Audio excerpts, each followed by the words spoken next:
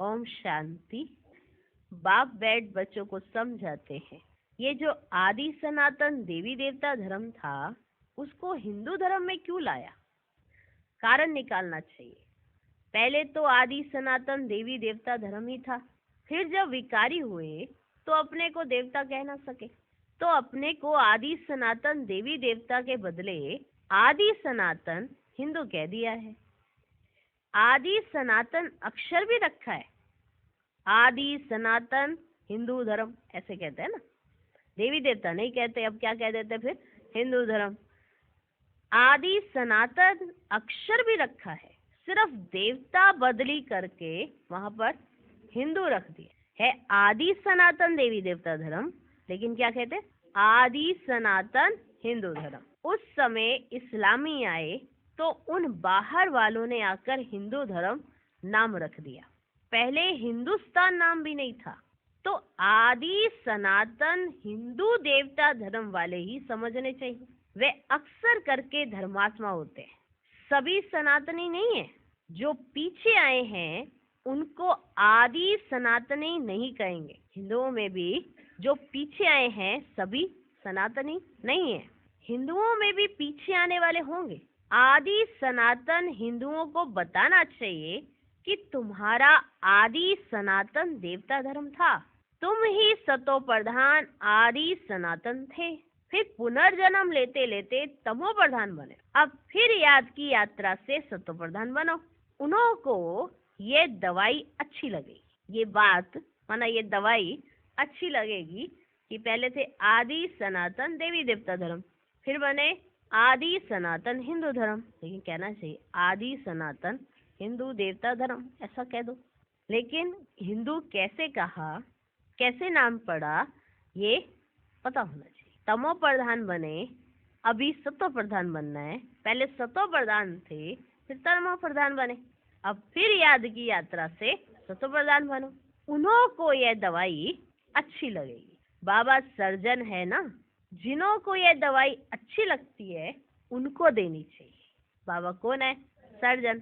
तो बाप सर्जन है, तो बाबा सर्जन जो दवाई दे रहे हैं कि याद की यात्रा में रहो, तो जिन्हों को ये दवाई अच्छी लगती है उनको देनी चाहिए। जो आदि सनातन देवी देवता धर्म के थे उन्हों को स्मृति दिलानी चाहिए। जैसे तुम बच्चों को स्मृति आई है, आई या नहीं आई? आई है ना। बाबा ने समझाया है कैसे तुम सतो प्रधान से तमो प्रधान बने हो, अब फिर तमो प्रधान से सतो प्रधान बनना है। तुम बच्चे सतो प्रधान बन रहे हो याद की यात्रा से। कैसे बनेंगे सतो प्रधान? कैसे? जो आदि सनातन हिंदू होंगे वही असुल देवी देवता होंगे और वही देवताओं को पूजने वाले भी होंगे। उसमें भी जो शिव के या लक्ष्मी नारायण, राधे कृष्ण, सीताराम आदि के देवताओं के भगत हैं, वे देवता घराने के हैं। सुना? जो आदि सनातन हिंदू होंगे वो असल में है आदि सनातन देवी देवता धर्म के। अब देवी देवताओं में भी जो विशेष शिव के, लक्ष्मी नारायण के, राधे कृष्ण के, सीताराम आदि के देवताओं के भगत हैं, वे देवता घराने के हैं। अब स्मृति आई है जो सूर्यवंशी हैं वही चंद्रवंशी बनते हैं। तो ऐसे ऐसे भक्तों को ढूंढना चाहिए, फार्म उनसे भराना है जो समझने के लिए आते हैं। मुख्य सेंटर्स पर फार्म भराने के लिए जरूर होने चाहिए। जो भी आए उनको लेसन तो शुरू से देंगे। पहली मुख्य बात है जो बाप को नहीं जानते तो उनको समझाना पड़ता है। तुम अपने बड़े बाप को नहीं जानते हो, तुम असल में पारलौकिक बाप के हो, यहाँ आकर लौकिक के बने हो। तुम अपने पारलौकिक बाप को भूल जाते हो। बेहद का बाप है ईश्वर का रचयिता, वहाँ ये अनेक धर्म होते ही नहीं है। तो फार्म जो भरते उस पर ही सारा मदार होना चाहिए। कोई बच्चे बस समझाते बहुत अच्छा है, परंतु योग है ही नहीं। अशरीरी बन बाप को याद करे, वह है ही नहीं, याद में ठहर ही नहीं सकते। भल समझते हैं हम अच्छा समझाते हैं, समझते हैं हम अच्छा समझाते हैं, म्यूजियम आदि भी खोलते हैं, परंतु याद तो बहुत कम है। अपने को आत्मा समझ बाप को याद करते रहें, इसमें ही मेहनत है। बाप वार्निंग देते हैं, ऐसे मत समझो कि हम तो बहुत अच्छा कन्विंस कर लेते हैं, हम तो बहुत अच्छा कन्विंस कर सकते हैं, ऐसे मत समझो। परंतु इससे फायदा क्या? चलो स्वदर्शन चक्रधारी बन गए, परंतु इसमें तो विदेही बनना है ना। आपने इतना अच्छा समझाया और वो स्वदर्शन चक्रधारी बन गए, पर इसमें बनना तो विदेही है। कर्म करते अपने को आत्मा समझना है। आत्मा इस शरीर द्वारा कर्तव्य करती है, ये याद करना भी नहीं आता, ख्याल में ही नहीं आता क्या कि आत्मा इस शरीर द्वारा कर्तव्य करती है। बाबा कहते ये याद करना भी नहीं आता, ख्याल में ही नहीं आता, उनको कहेंगे बुद्धू। क्या कहेंगे? बुद्धू। जिनको ये बात याद ही नहीं रहती है कि आत्मा इस शरीर द्वारा कर्तव्य करती है, याद कैसे करना है, जिनको याद ही नहीं आता, ख्याल भी नहीं आता, तो बाबा कहेंगे उनको बुद्धू। बाप को याद नहीं कर सकते, सर्विस करने की ताकत नहीं। याद बिगर आत्मा में ताकत कहाँ से आएगी? बैटरी कैसे भरे? चलते चलते खड़ी हो जाएगी, ताकत नहीं रहेगी। अब बैटरी भरी नहीं है तो चलते चलते ही खड़ी हो जाएगी, रुक जाएगी। कहा जाता है रिलीजियस इज माइट, आत्मा स्वधर्म में टिके तब ताकत मिले। बहुत हैं जिनको बाप को याद करना आता ही नहीं है। तो आज विशेष बात बाबा बताना चाहते कि ज्ञान की पॉइंट्स बहुत सारी हैं, पर अगर याद की यात्रा नहीं, विदेही अवस्था नहीं, तो बैटरी जल्दी डिस्चार्ज हो जाएगी, चलते चलते खड़े हो जाएंगे। बहुत हैं जिनको बाप को याद करना आता ही नहीं, शक्ल से पता पड़ जाता है। ये जो चेहरा है ना, इससे पता पड़ जाता है कि ये याद करती है आत्मा या नहीं करती। किससे पता पड़ता है? शक्ल से। और सब याद आएगा, बाबा की याद ठहरेगी नहीं।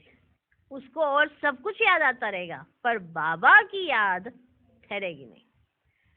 योग से ही बल मिलेगा, याद से बड़ी खुशी और तंदुरुस्ती रहेगी। फिर दूसरे जन्म में भी शरीर ऐसा तेजस्वी मिलेगा। आत्मा प्योर तो शरीर भी प्योर मिलेगा। कहेंगे ये 24 कैरेट गोल्ड है, तो 24 कैरेट जेवर है। इस समय सब 9 कैरेट बन गए हैं। सतो प्रधान को 24 कैरेट कहेंगे, सतों को 22। ये बड़ी समझने की बातें हैं। बाप समझाते हैं पहले तो फार्म भराना है, तो पता पड़े कहाँ तक रिस्पॉन्स करते हैं, कितनी धारणा की है। फिर यह भी आता है याद की यात्रा में रहते हैं, तमो प्रधान से सतो प्रधान याद की यात्रा से बनना है। वह है भक्ति की जिस्मानी यात्राएं, यह है रूहानी यात्रा।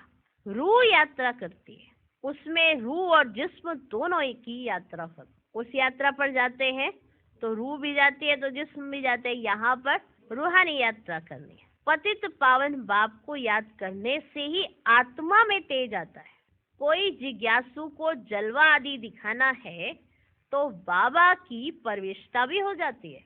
माँ बाप दोनों ही मदद करते हैं, कहीं नॉलेज की, कहीं योग की। बाप तो सदा विदेही है, शरीर का भान है ही नहीं, तो बाप दोनों ताकत की मदद दे सकते। योग नहीं होगा तो ताकत मिलेगी कहाँ से? योग नहीं तो ताकत मिलेगी कहाँ से? समझा जाता है यह योगी है या ज्ञानी है। योग के लिए दिन प्रतिदिन नई नई बातें भी समझाते हैं। आगे थोड़े ही ये समझाते थे, अपने को आत्मा समझ, बाप को याद करो।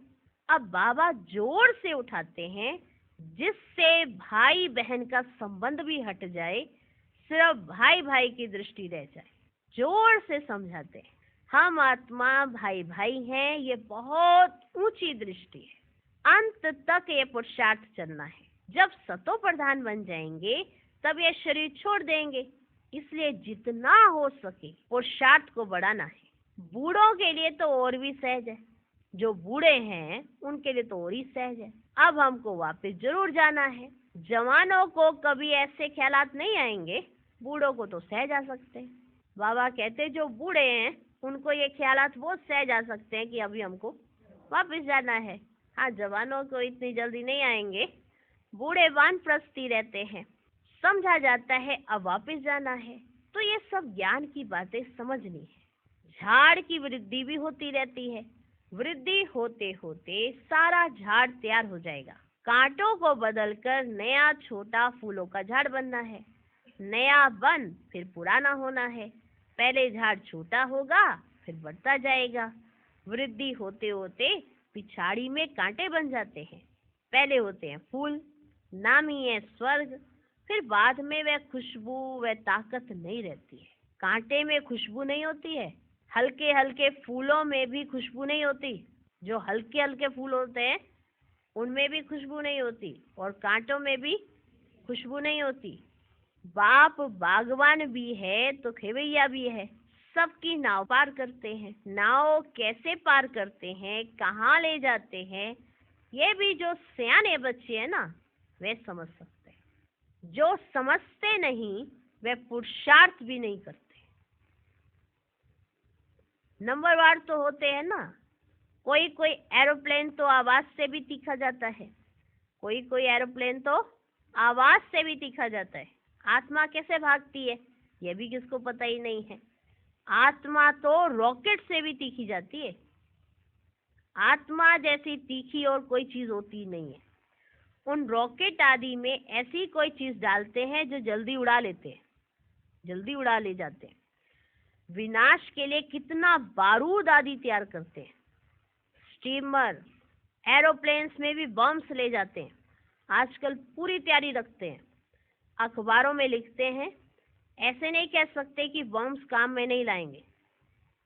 हो सकता है बम्स चला दें, ऐसे कहते रहते हैं। हम ये नहीं कह रहे कि हम बम्स काम में नहीं लाएंगे। अगर कुछ खिटपिट हुई तो हम झट चला देंगे। ये सब तैयारियां हो रही हैं। विनाश तो जरूर होना है। बॉम्ब्स ना छूटे, विनाश ना हो, ऐसा हो ही नहीं सकता। तुम्हारे लिए नई दुनिया जरूर चाहिए। ये ड्रामा में नूंद है, इसलिए तुमको बहुत खुशी होनी चाहिए। मिरुआ मौत, मलू का शिकार। ड्रामा अनुसार सबको मरना ही है। तुम बच्चों को ड्रामा का ज्ञान होने के कारण तुम हिलते नहीं हो, साक्षी होकर देखते हो। रोने आदि की दरकार ही नहीं। समय पर शरीर तो छोड़ना ही होता है।